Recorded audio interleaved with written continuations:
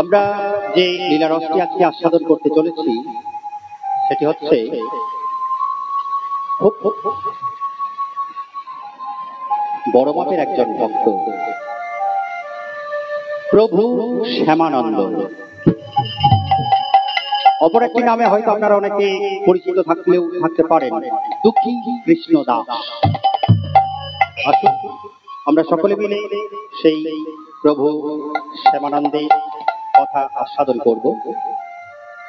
তার আগে একটা কথা না বললেই নয়, সেটি হচ্ছে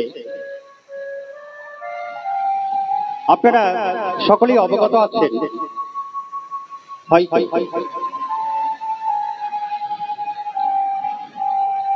আকাশের শোভা চাঁদ আর চাঁদের শোভা তারা।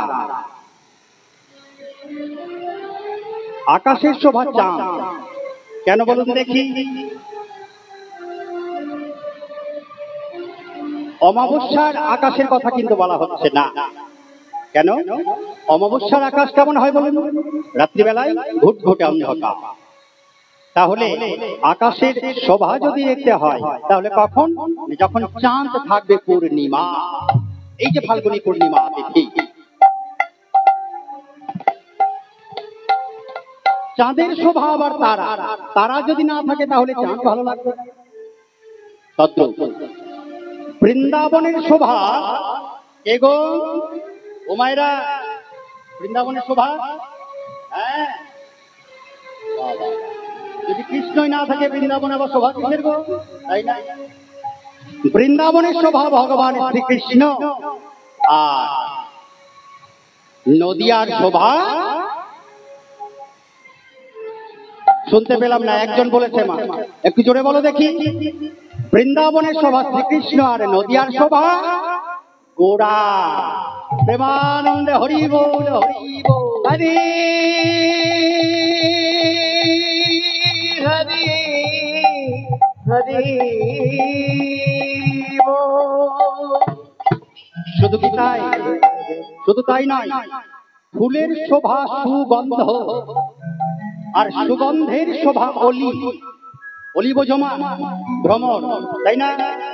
তো ফুলের শোভা সুগন্ধ। এমন অনেক ফুল আছে যার কোনো গন্ধ নেই।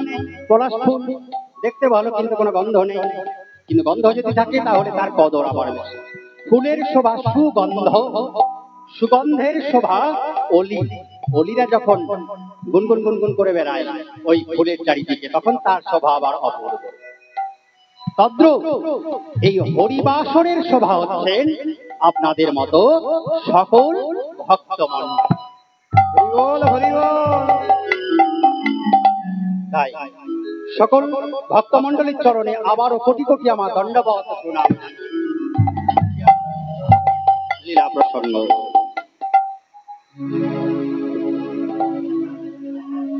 আচ্ছা, একটা কথা বলুন দেখি,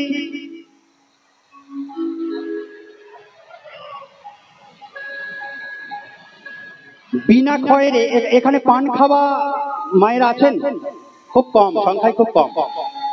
যারা পান খান তারা বিষয়টি আরো উপলব্ধি করতে পারবে। বিনা খয়েরে পান খেলে যেমন সেই রকম ভাবে অধরামৃত হয় না, তৃপ্তি লাভ হয় না, তেমনি হরিবাসর ততক্ষণ পর্যন্ত হরিবাসর হয় না, হরিবাসর রূপে মানায় না। কতক্ষণ না যে হরিবাসরে উলুধ্বনি হরিধ্বনি শোনা যায় না। প্রেমানন্দে হরি হরি বল, হরি বল, হরি বল, হরি বল, হরি বল, হরি বল। এবার থেকে কি করতে হবে? মাঝে মধ্যে উলুধ্বনি দিতে হবে। বাবাদেরকে বলছি একটু হরিধ্বনি দিতে হবে। একটা কথা বলি শোনো, কথাতেই কথা সে বলি না। আচ্ছা ও মা, তোমরা ঘড়ি দেখেছো? আচ্ছা, তো ঘড়ি কেমন? আগেকার দিনে যে ঘড়ি, সেই ঘড়ি কি করা হতো বলো দেখি? দম দেওয়া ঘড়ি। অনেকেই দেখে থাকবে। কি করা হতো? প্রত্যেক দিন একবার করে দম দিতে হতো। সকাল 8টা তো সকাল 8টা, কেউ সন্ধ্যাবেলাতে ঠিক করেছে সন্ধ্যাবেলায়, তাই না? কেউ হয়তো রাত্রি 8টায় দম দেয়, তো রাত্রি 8টায় ঘড়ি চলতে লাগলো। যেদিন আপনি দম দেওয়া বন্ধ করে দেবেন ঘড়িও বন্ধ হয়ে গেল।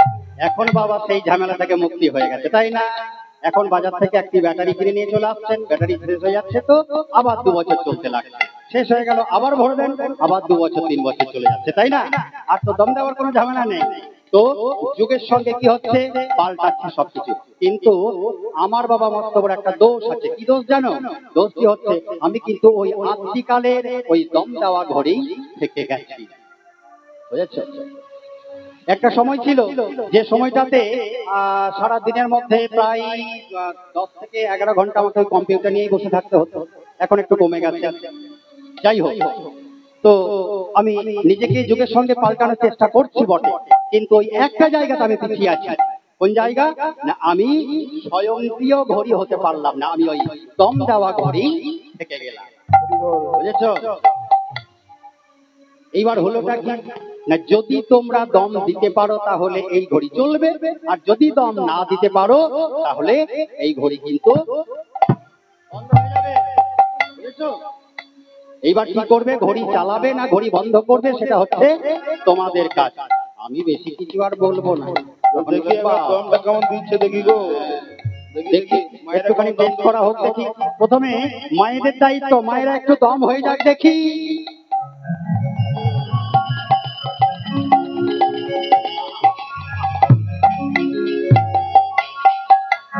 ও বাবারা, মায়েরা সংখ্যায় বেশি আছে বলে কি আপনারা কি হেরে যাবেন নাকি? আচ্ছা, বাবাদের দিক থেকে একটু দম হয়ে যাক তো দেখি। হরি বল, হরি বল, হরি বল। বাহ বাহ বাহ, খুব সুন্দর। এখন 2 দিন চলে যাবে যা দম দেওয়া হলো, তাই তো? বেশ, আমি আর বেশি কিছু বলবো না। ওই দম যদি দিতে পারো তাহলে ঘড়ি চলবে, মনে থাকবে তো? এটা মাথায় ঢুকিয়ে নাও। চলো সকলে মিলে একসাথে একটু গৌর গুণগান করে নিই। লহনাম কৃষ্ণ নাম জপনাম অবিরাম, লহনাম কৃষ্ণ নাম, সকলে মিলে অবিরাম, কৃষ্ণ নাম জপনাম অবিরাম, লহনাম কৃষ্ণ নাম জপনাম অবিরাম,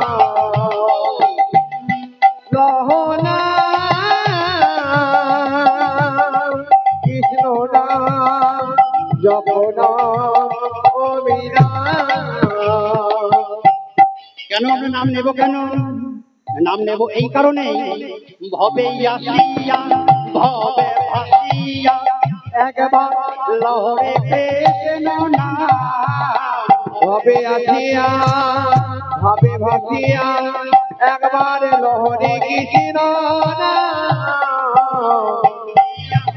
ভবে ভাসিয়া একবার লহরে কৃষ্ণ নাম, ভবে আসিয়া ভবে ভাসিয়া একবার লহরে কৃষ্ণ নাম, কৃষ্ণ নাম জপনাম অবিরাম,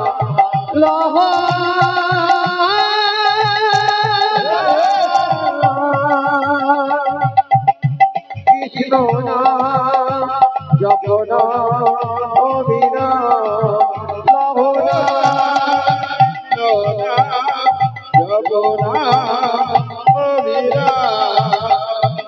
এবার কেন আমাদের নাম কেন নিতে হবে? না, নাম নিতে হবে এই কারণে, এই কলিতে পাপে দলিতে ললিত মধুর নাম, ললিতে বাপ ললিতে নয় প্রণীতে ললিতে পাপে দলিতে ললিত মধুর নাম, ললিতে বাপ ললিতে একবার মনে কৃষ্ণ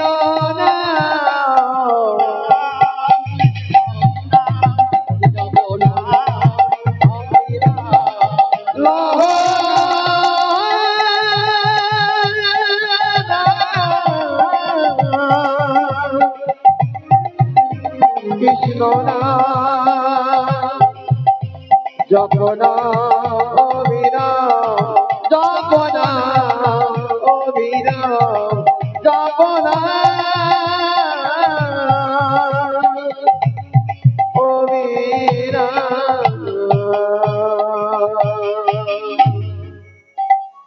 আচ্ছা, তোমাদের একটু গাইতে ইচ্ছা করছে না? হ্যাঁ, ইচ্ছা করছে? আমার সঙ্গে সঙ্গে গাইতে হবে না, সঙ্গে সঙ্গে নয়। এবার তোমরা গাইবে, আমরা শুনবো, ঠিক আছে? একটু কথাগুলোকে সহজ করে দিই।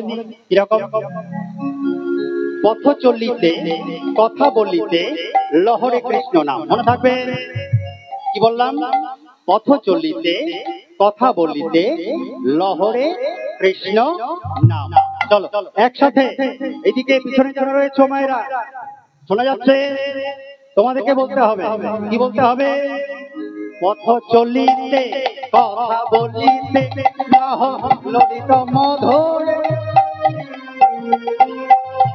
এই যে আস্তে আস্তে আস্তে আস্তে আস্তে চলো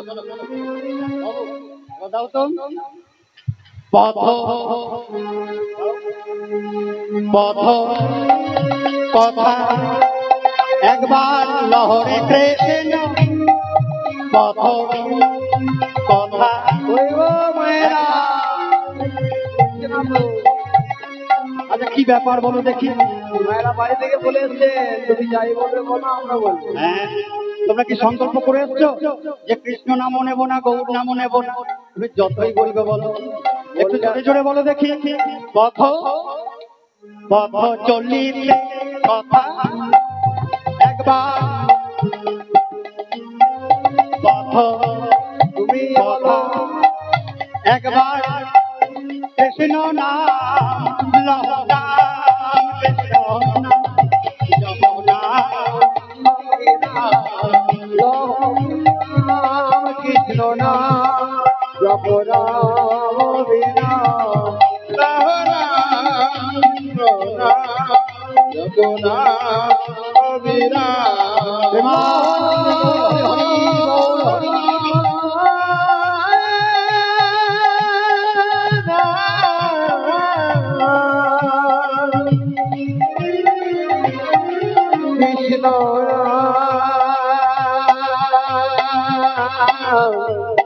জপনা ও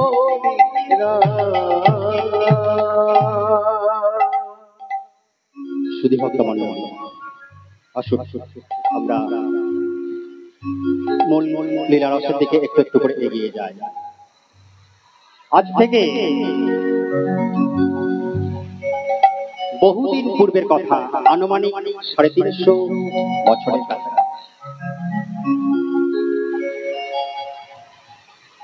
আমরা সকলেই অবগত আছি যে দেবাদিদেব ভোলা মহেশ্বর এই কলিযুগে অবতীর্ণ হয়েছিলেন। কি রূপে এসেছিলেন?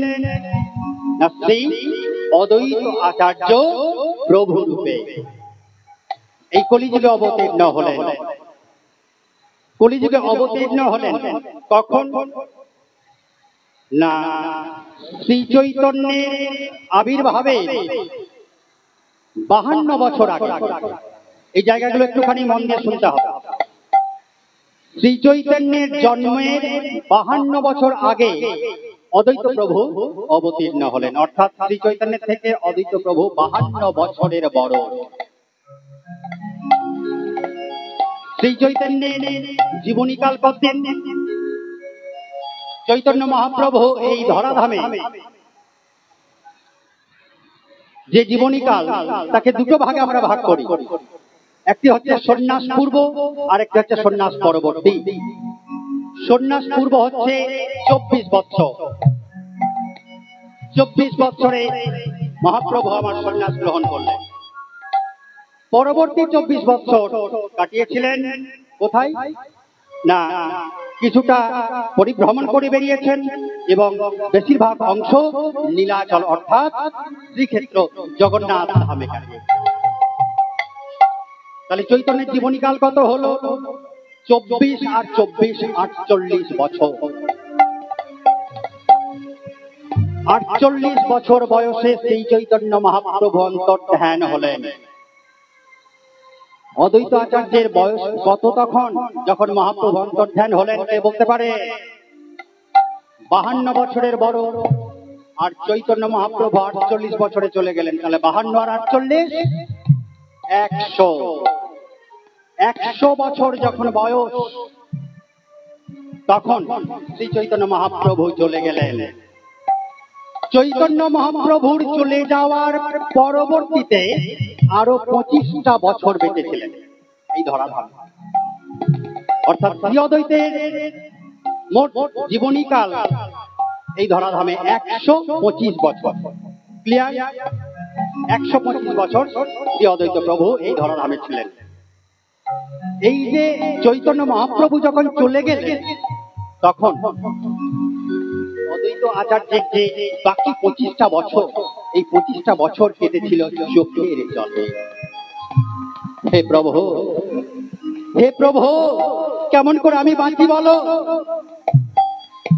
যে অদ্বৈত গোসাই তোমাকে ডেকে ডেকে নিয়ে এলো, তোমার আবির্ভাব আমি দেখলাম, আবার আবার এই চোখে তোমার তিরোভাবটাও আমাকে দেখতে হলো। কি করে থাকি বলো? কেমন করে থাকি? আর আমি এই ধরাধামে থাকতে ইচ্ছা করছে না। আমি আর এই ধরাধামে বেঁচে থাকতে পারছি না।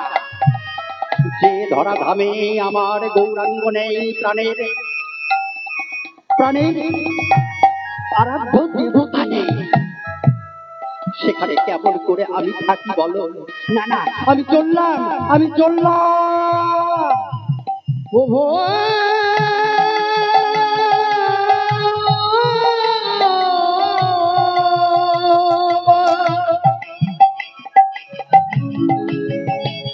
প্রভু,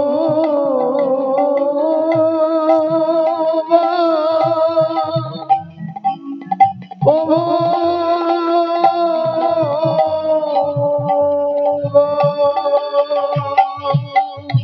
ফিরে গেলেন সেই কৈলাসে।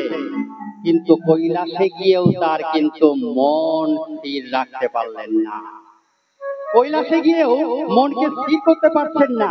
মনে মনে চিন্তা করছেন, তাই তো এখানে এসেও তো আমার আর ভালো লাগছে না, কি করা যায় বলো দেখি? না না, আমি যাব, আমি আবার যাব, আমি আবার ওই ধরাধামে ফিরে যাব। কেমন করে যাব জানো? আমি আবারও এক ভক্ত রূপে ওই ধরাধামে যাব।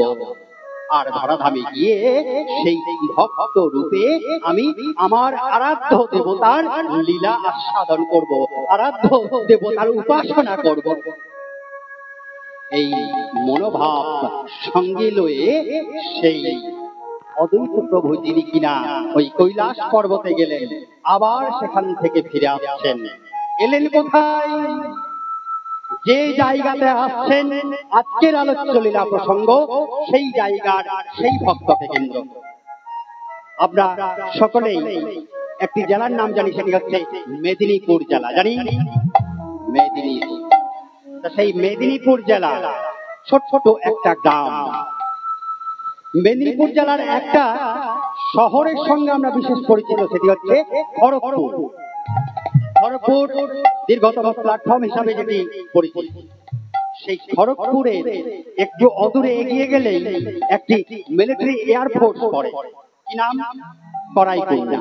সেই করাইকুণ্ডার পাশে, একদম পাশে একটা ছোট্ট অতি দরিদ্র গ্রাম। গ্রামটির নাম কি? দারেন্দা। লক্ষ্য করো, জায়গাতে লীলা শুরু হচ্ছে। এই শুরুর জায়গাগুলো যদি না বোঝা হয় তাহলে কিন্তু ওই এক কানে ঢোকার এক কানে বেরোবে। মেদিনীপুর জেলার ছোট্ট একটি গ্রাম, সেই গ্রামের নাম দারেন্দা। সেই দারেন্দাতে এক অতি দরিদ্র কৃষক পরিবার বাস করে, চাষী পরিবার। কি নাম? তার নাম হচ্ছে কৃষ্ণ মণ্ডল। কৃষ্ণ মণ্ডল নামে এক চাষী বাস করে। চাষবাস তার জীবিকা। কিন্তু চাষবাস অন্তে যখন গৃহে ফিরে আসে, সে সকালেই হোক আর সন্ধ্যাতেই হোক, যখন সময় পায় তখন কিন্তু হরিকথা, কৃষ্ণ কথা তিনি বিরত হন না। যখনই সময় পান একটু হরিকথা কৃষ্ণ কথা নিয়ে পড়ে থাকেন। অর্থাৎ সেই কৃষ্ণমণ্ডল কৃষ্ণ ভক্ত হয়েই কিন্তু ওই দ্বারেন্দাতে অবস্থান করছে। আজকে সেই কৃষ্ণ ভক্ত কৃষ্ণমণ্ডল রাস্তার মধ্যে দেখতে পেল যে ওই অদূরে তার গ্রামের পাশ দিয়েই বহু লোক ওই জগন্নাথ ধাম শ্রীক্ষেত্রের দিকে যাচ্ছে। তখনকার দিনে জগন্নাথ ধাম ছিল পায়ে হাঁটা পথ, প্রচুর সময় লাগতো। এই যে নদিয়া, নবদ্বীপ, বর্ধমান, বীরভূম এই সমস্ত যে জেলাগুলো রয়েছে সমস্ত জেলা ওই রাস্তা হচ্ছে হুগলি, তারপরে হাওড়া, মেদিনীপুর হয়ে শ্রীক্ষেত্রের দিকে অগ্রসর হতো। পায়ে হাঁটা পথ, মাসের পর মাস চলে যেত। এখনকার দিনে তো যাত্রাপথ সহজ হয়ে গেছে, তাই না মা? আমরা কিসে করে যাই? আমরা এখন বাসে করে যাই, আমরা এখন ট্রেনে করে যাই। আর পকেটে যদি পয়সা একটু বেশি থাকে তাহলে কি আমরা উড়ে যেতে পারি। না থাকলে টোটো করে যায়। পয়সা না থাকলে আবার টোটো করে। হ্যাঁ গো, যদি কোনো টোটোওয়ালাকে বলো যে আমাকে জগন্নাথ ধামে নিয়ে চলো, পুরী যাবে? যাই হোক, এখন যাওয়া আসার অনেক উপায়, তাই না? তো তখনকার দিনে হাঁটা পথ, সেই হাঁটা পথ দিয়ে অনেক মানুষ পেরিয়ে যেত। তো তাদের পেরিয়ে যাওয়া দেখে ওই কৃষ্ণমণ্ডলের মধ্যে মনের মধ্যে বাসনা জাগলো যে আমিও যদি একবার শ্রীক্ষেত্রে যেতে পারতাম, আমিও তাহলে জগন্নাথ দেবকে দর্শন করতে পারতাম। বাড়িতে ফিরে এলেন, ফিরেতে এসে কি করলেন না, স্ত্রী দুরিকাকে তার মনের ইচ্ছার কথা বললেন। দুরিকা, ও দুরিকা, বলো স্বামী, আমার মনের মধ্যে বড় বাসনা, আমি ওই যে লোক কাতারে কাতারে শ্রীক্ষেত্রে যাচ্ছে, আমিও তাদের মতো ওই জগন্নাথ দেবের কাছে যাব। জগন্নাথ দেবের কাছে গিয়ে, আমাদের তো দরিদ্রর পরিবার, আমাদের দুঃখের পরিবার, আমি ওই জগন্নাথ দেবের কাছে গিয়ে কিছু সুখ স্বাচ্ছন্দ্য চেয়ে আসবো। দুরিকা, তুমি আমায় অনুমতি দেবে? হ্যাঁ স্বামী, এতে আবার অনুমতি দেওয়ার কি আছে, অবশ্যই তুমি যাবে। দুরিকার কাছে সেই প্রস্তাব রেখে এবার কৃষ্ণমণ্ডল চললেন কোথায়? সেই জগন্নাথ ধামের দিকে হাঁটতে হাঁটতে হাঁটতে হাঁটতে এগিয়ে চললেন। জগন্নাথ ধামের কাছে যেই না এসে পৌঁছেছেন, অমনি দুহাত তুলে চিৎকার করে বলতে লাগলেন, জগন্নাথ জগন্নাথ নয়ন পথগা নয়ন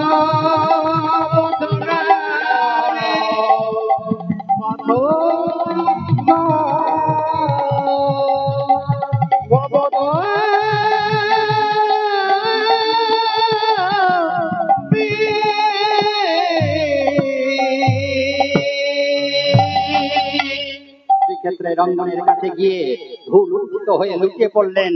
জয় জগন্নাথ বলে চিৎকার করছেন। জয় জগন্নাথ, জয় জগন্নাথ, জয় জগন্নাথ, জয় জগন্নাথ, জয় জগন্নাথ, জয় জগন্নাথ, জয় জগন্নাথ, জয় জগন্নাথ, জয় জগন্নাথ, জয় জগন্নাথ, জয় জগন্নাথ, জয় জগন্নাথ। লক্ষ্য করুন, আমরাও জগন্নাথ ধাম যাই। কি পুরী যাননি মায়েরা? অনেকেই আছেন এখানে, পুরী গেছেন, তাই তো? আমরা পুরী যাই, কি করি? আমরা গেলাম ট্রাভেল এজেন্টের সঙ্গে গেলাম বা নিজেরা ট্রেনে গেলাম, যাই হোক নিজেদের মতো করে প্ল্যান আমরা ছকে নিই। কি করি না, সকালবেলাতে গিয়ে আমরা হোটেলে ব্যাগপত্রগুলো রাখলাম, চলো একটু সমুদ্রে ঝাঁপ দিয়ে একটু ফ্রেশ হয়ে আসি, তাই না? চলে গেলাম সমুদ্রতে ঝাঁপ দিতে। সমুদ্রতে ঝাঁপ দিয়ে আসার পরে জগন্নাথ দেবকে এক ঝলক দর্শন করলাম। যদিও বা সময় না হলো, তাহলে আচ্ছা বিকালে যাব কিংবা সন্ধ্যাবেলায় যাব। বেশ একটু দর্শন করে আসার পরে তারপর মনে পড়ে গেল, ওই তো শাশুড়ি মা আমাকে বলে দিয়েছিল, বাবা ওই জগন্নাথ ধাম যখন যাচ্ছ তখন ওখানকার নাম করা ওই যে কি পাওয়া যায়, হ্যাঁ জগন্নাথ দেবের কি গজা, গজা পাওয়া যায় না? খাজা আর গজা বিখ্যাত, একটু খাজা নিয়ে এসো দেখি। শাশুড়ি মায়ের কথা মনে পড়ে গেল, চললাম গিয়ে সেই দোকানে। কোন দোকান? যেতেই হবে সেখানে। ও বাবা, একটা পাখি সব সময় রাখা থাকে, যারা গিয়েছো তারা জেনে থাকবে, কি কাকাতুয়া গো কাকাতুয়া, তাই না? সেই কাকাতুয়াতে চললাম। কাকাতুয়াতে গিয়ে সেই কাকাতুয়া দোকান থেকে ভাজা কিনলাম, ভাজা কিনে নিয়ে এসে আবার আমরা ঘরে এলাম, বিলি করলাম। এই তো আমাদের জগন্নাথ দাস। কিন্তু কৃষ্ণদাস কি করলো? কৃষ্ণদাস যেই জগন্নাথ ভূমিতে পদার্পণ করেছে, ভুল উন্নীত হয়ে প্রণাম করলো। কেন করতে হয় না? এই জগন্নাথ মন্দির চত্বরেই রয়েছে স্বয়ং শ্রী চৈতন্য মহাপ্রভুর পদধূলি পদরেণু। এই এই শ্রীক্ষেত্রের মধ্যেই রয়েছে আরো বৈষ্ণব এবং ভক্তজনের পদরেণু। তাই আগে তাদের কৃপা ধন্য হতে হয়। যাই হোক, জগন্নাথ ধামে তো গেলেন, জগন্নাথ দর্শন তো করলেন, কিন্তু ভুলে গেলেন জগন্নাথ দেবকে চাইতে। হঠাৎ হঠাৎ মনে পড়ে গেল, জগন্নাথ দেব তোমার কাছে কি আর চাইবো? আচ্ছা জগন্নাথ দেব, একটা একটা আমার মনের মধ্যে বাসনা এসেছে। কি বাসনা জানো? শোনো জগন্নাথ দেব, দিতে যদি হয় তাহলে ওই ধন সম্পদ ঐশ্বর্য আর যে কাজ নেই। এক কাজ করো না জগন্নাথ দেব, যদি তোমার আমাকে যদি যদি কণা মাত্র দিতে কিছু ইচ্ছা হয়, তাহলে তুমি এটাই আমাকে দিও। কি যেন? একটি কৃষ্ণ কৃষ্ণ ভক্ত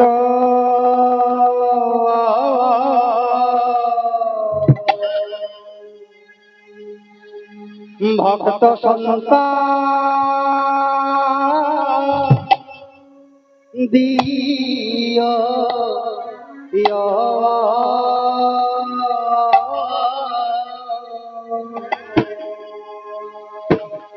ওগো জগন্নাথ, উলুধ্বনি মায়েরা, উলুধ্বনি। গো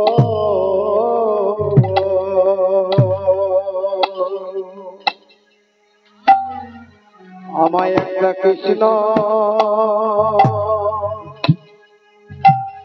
কৃষ্ণ ভক্ত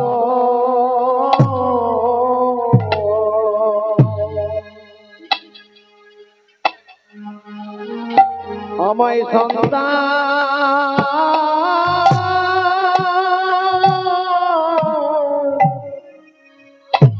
দিও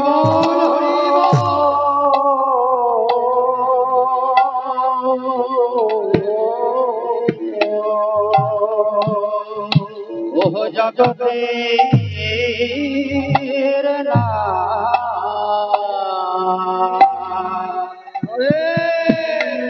আমায় একটি কৃষ্ণ কৃষ্ণ ভক্ত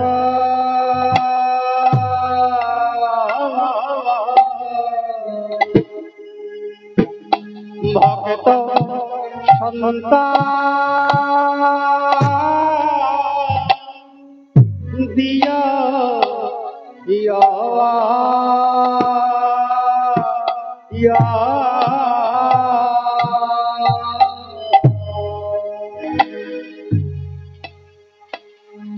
একটা কৃষ্ণ ভক্ত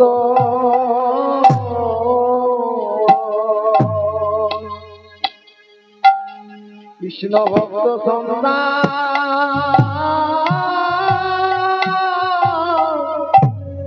দিও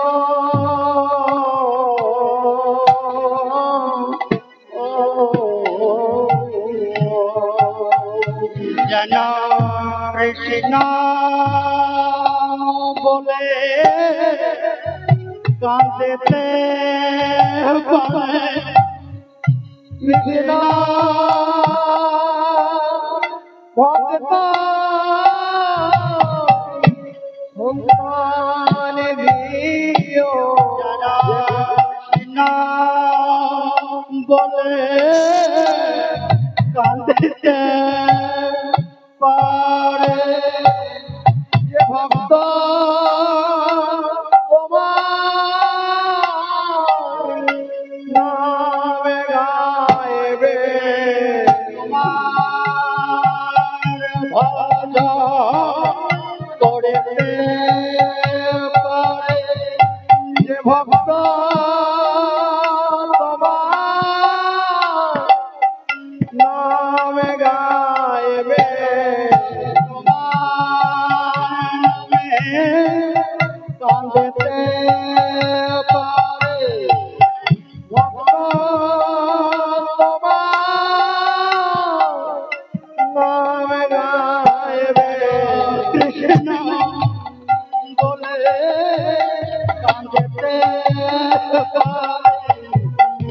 ভক্ত তোমার নাম গাইবে বলে কাঁদতে পারে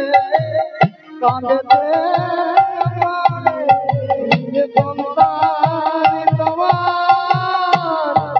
নাম গাইবে তোমার নাম গাইতে পারে যে সন্তান তোমার নাম গাইবে নয়ন জলে ভাসতে পারে সন্তান তোমার নাম গাইবে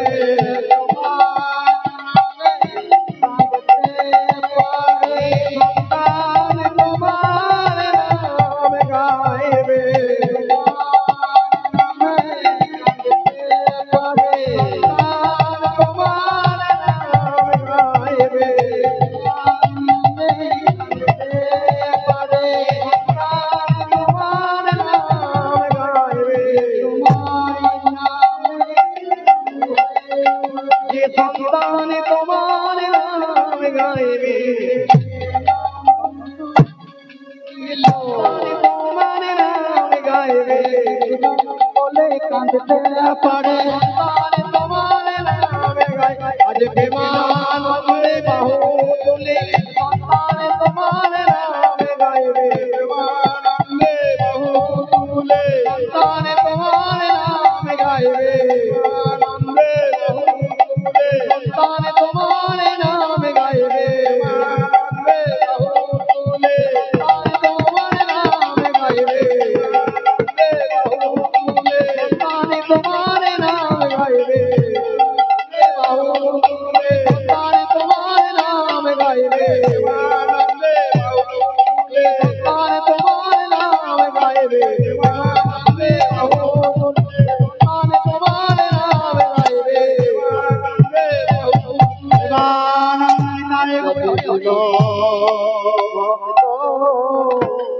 সন্তান দিও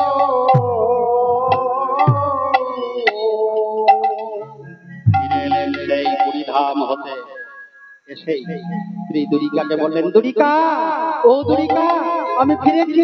স্বামী, তুমি এসেছো? এসেছো তুমি? স্বামীকে জল দিয়ে পদযুগল ধৌত করে দিলেন। ও দুরিকা, শোনো না, আমি ওই জগন্নাথ দেবকে দর্শন করলাম, কিন্তু আমি জগন্নাথ দেবের কাছে সুখ স্বাচ্ছন্দ্য আমি চাইতে পারিনি দুরিকা। তবে তবে আমি একটা জিনিস চেয়েছি। কি জিনিস জানো? জিনিসটি হচ্ছে, আমি জগন্নাথ দেবের কাছে প্রার্থনা করেছি যে দিতে যদি হয় তাহলে আমাকে একটা কৃষ্ণ ভক্ত সন্তান প্রদান করুন। ও স্বামী, তুমি তো ঠিকই চেয়েছো, তুমি তো আসল জিনিসটি চেয়েছো স্বামী। এই হচ্ছে স্বামী স্ত্রীর মধ্যে বন্ধন, স্বামী স্ত্রীর মধ্যে সম্পর্ক, স্বামী স্ত্রীর মধ্যে বোঝাবুঝি। এই বোঝাবুঝি যদি সংসারের মধ্যে না থাকে তাহলে কিন্তু সংসার গোল্লাই গেল, তাই না? বা যে সংসারে বোঝাবুঝি নেই, যে সংসারে স্ত্রীকে অবমাননা করা হয়, সেই সংসারে কিন্তু ভগবানও অসন্তুষ্ট হন। আর যে সংসারে স্ত্রীকে মর্যাদা দেওয়া হয়, সেই সংসারে ভগবান স্বয়ং বিরাজ করেন। চিরসত্য। আজকে দেখতে দেখতে দুরিকা কি হয়েছেন না, গর্ভবতী হল এবং যথা সময়ে দুরিকা একটি পুত্র সন্তান জন্মগ্রহণ। দুরিকার গর্ভে পুত্র সন্তান জন্মগ্রহণ করেছে, আর যেই না পুত্র সন্তান জন্মগ্রহণের কথা ওই পাড়া প্রতিবেশীর মধ্যে ছড়িয়ে গেছে, অমনি কাতারে কাতারে লোক জড়ো হতে লেগেছে সেই কৃষ্ণমণ্ডলের। আজকে সবাইকে হয়েছে কেমন না, দেখো দেখো দেখো, লক্ষ্য করো। আজকে ওই যে তারেন্দা গ্রামে কৃষ্ণমণ্ডল, সেই কৃষ্ণমণ্ডলের ঘর আজ আলোকিত হয়ে উঠেছে। আজকে ওই তারেন্দাতে জন্ম নিল কৃষ্ণমণ্ডল, তারেন্দাতে জন্ম নিল গৌরীমণ্ডল, তারেন্দাতে জন্ম নিল গৌরীমণ্ডল। সীমানা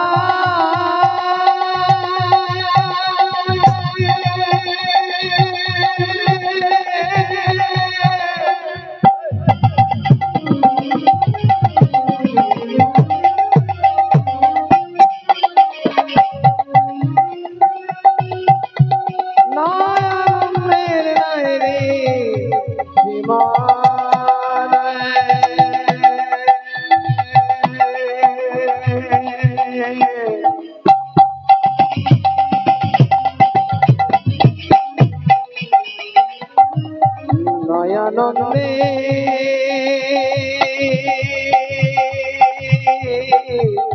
নাই রে সীমানা আজে ধারে নামে জনমিল দুঃখমন্ড ধারে নামে জন্মনিল দুঃখমন্ড আজে ধারে নামে জন্মিল দুঃখমন্ড আমার মাতা দৌড়িকা পিতা কৃষ্ণ মন্ড আজে মাতার নাম দৌড়িকা পিতা কৃষ্ণ মন্ড মাতা দৌড়িকা পিতা কৃষ্ণ মন্ড আরে মাতার নাম দৌড়িকা পিতা কৃষ্ণ মন্ড হেরি মাতা পিতার আনন্দ না ধরে হেরি মাতার আনন্দ না ধরে হেরি মাতা পিতার আনন্দ না ধরে হেরি পিতা মাতার আনন্দ না ধরে স্বর্গ হতে পুষ্প বৃষ্টি করে দেব আজ পারাবতী বেশি তবে জয় ধ্বনি করে স্বর্গ হতে পুষ্প বৃষ্টি করে দেব গগনে স্বর্গ হতে পুষ্প বৃষ্টি করে দেব গগনে ওই দেখো লক্ষ্য করো আর কে কি করছে কেহ নাচে কেহ গায়ে কেহ বলে হরে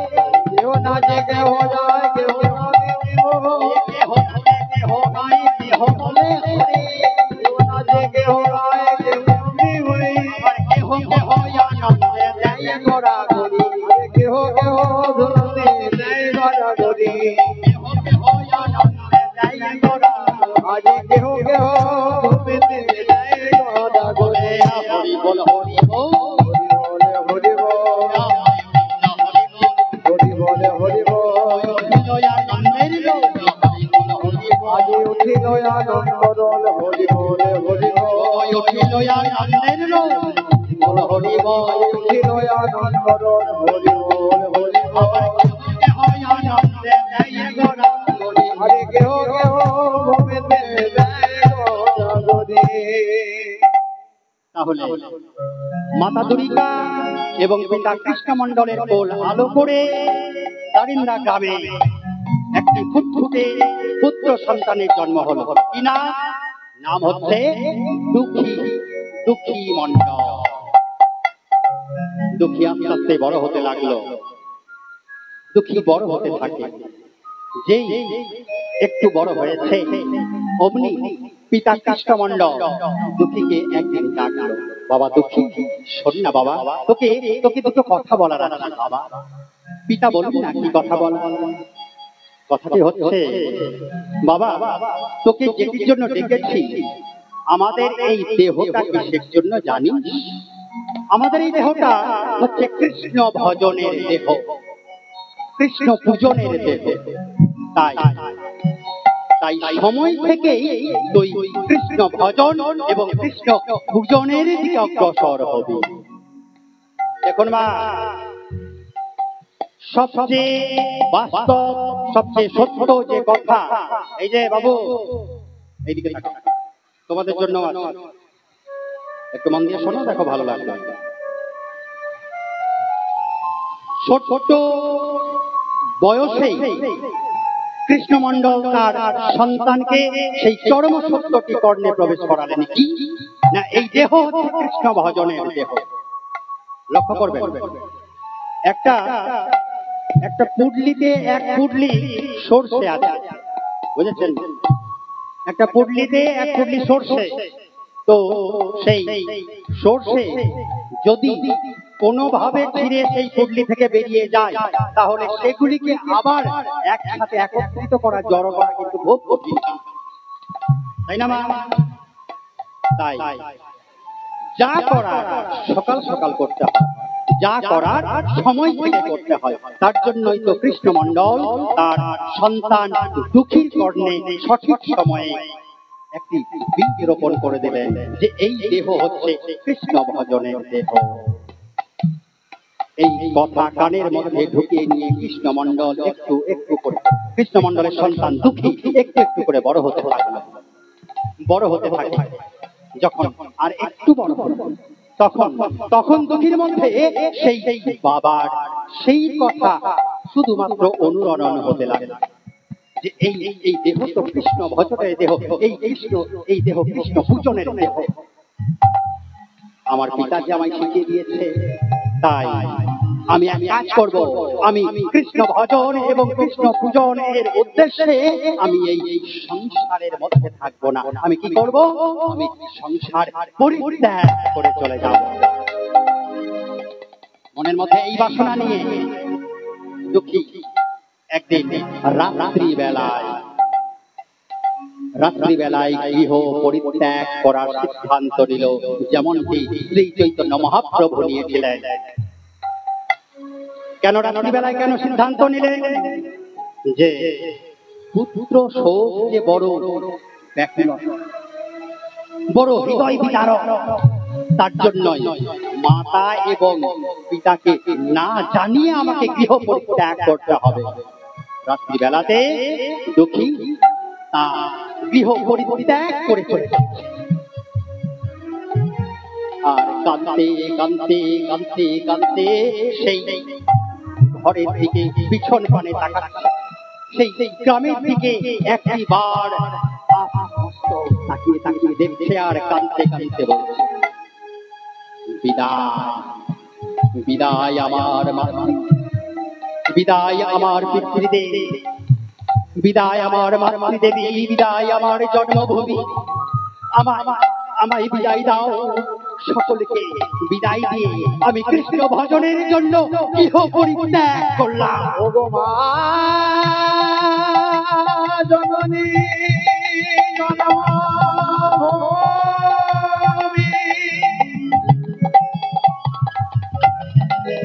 আমি চলে যাই, আমি চলে যাই। হাঁটতে হাঁটতে হাঁটতে হাঁটতে মেদিনীপুরের পরে হাওড়া, তারপরে হুগলি, এইভাবে আস্তে আস্তে অগ্রসর হতে হতে বর্ধমান এসে উপস্থিত হলো। এই না বর্ধমানের মাটিতে পা রেখেছে অমনি ক্লান্ত অবসন্ন, আর হাঁটতে পারা যায় না, আর চলতে পারা যায় না। চিৎকার করে ডাকছেন, হে প্রাণনাথ, হে গৌর সুন্দর, কোথায় কোথায় দেখা যায়?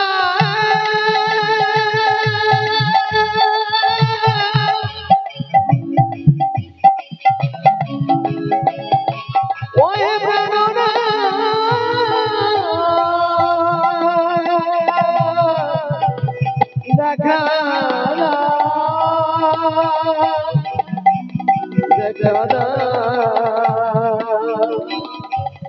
দেখা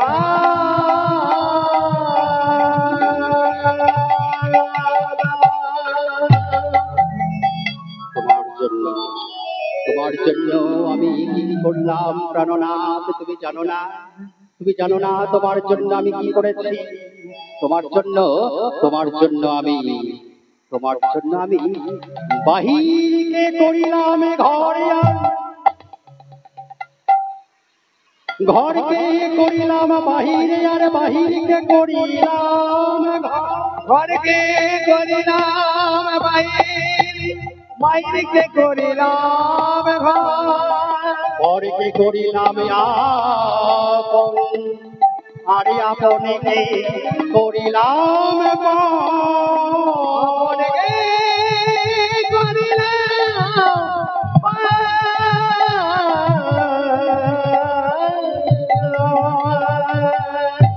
প্রভু তোমার চরণ রেখে দিলাম আমার দুটি নয়ন।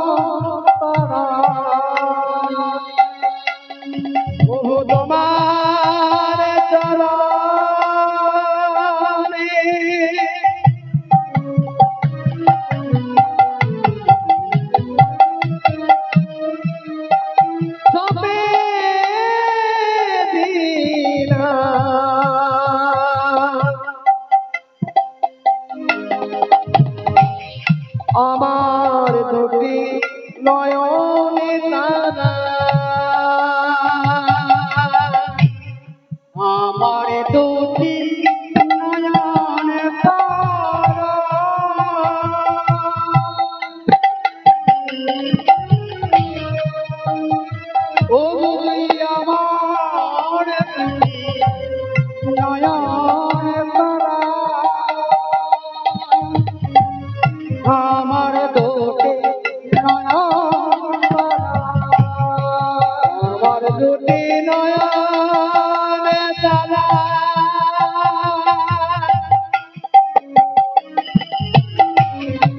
আমার দুটি নয়ন তারা, আমার দুটি নয়ন তারা,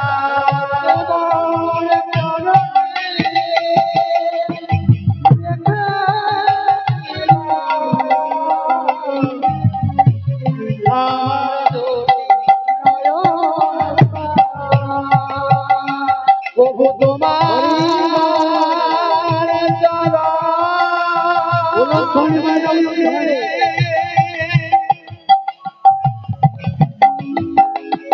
সবে দিলাম, আমার দুটি নয়ন তারা। হে গৌর, হে গৌর সুন্দর, হে প্রাণনাথ, তুমি কি জানো না, তুমি কি বুঝতে পারছো না যে তোমার দর্শনের লাগি আজ আমার কত কষ্ট? দেখো না, দেখতে পাচ্ছ না যে আমার আমার পদতলে কত কত শত শত কাঁটা বিদ্ধি, অঝরঝরে রক্ত ঝরছে, আমি আর পারছি না। তুমি তুমি কি সেটা উপলব্ধি করতে পারছো না? তুমি কি দেখতে পাচ্ছ না? প্রাণনাথ, কি ভেবেছ তুমি আমায় পরীক্ষা নিচ্ছ, তাই না? তুমি আমায় পরীক্ষা নিচ্ছ। শোনো তাহলে বলি, তুমি যদি মনে করে থাকো যে আমার পরীক্ষা নিচ্ছ তুমি, তাহলে আমিও ছাড়ার পাত্র নয়। কেন জানো? তুমি যদি বৃক্ষ প্রভু,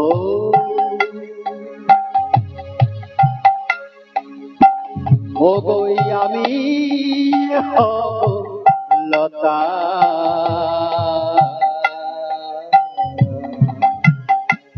তুমি যদি বৃক্ষ প্রভু,